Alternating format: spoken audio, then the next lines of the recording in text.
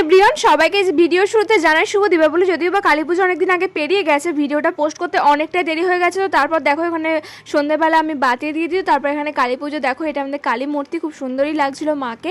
আর এই যে আমি আমার গোটা বাড়িকে আমি নিজের হাতে পুরোটা সাজিয়েছি, যদিও বা দিদি একটু সাহায্য করেছে।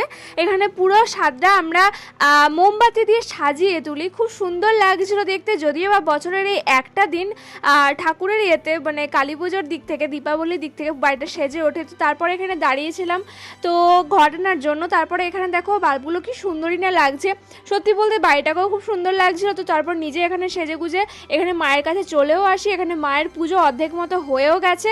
এখানে খাওয়ার সময় আমরা চলে আসি। এখানে দেখো পুচকু কত আনন্দ করছে।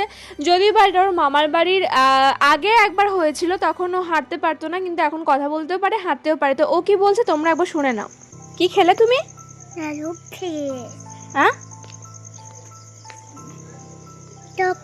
তাতে যাবে একটু খাবো, একটু কি খাবে? একটু খাবে, কি খাবে টুকু খাবে, এখন এখন না কালকে? কালকে খাবে।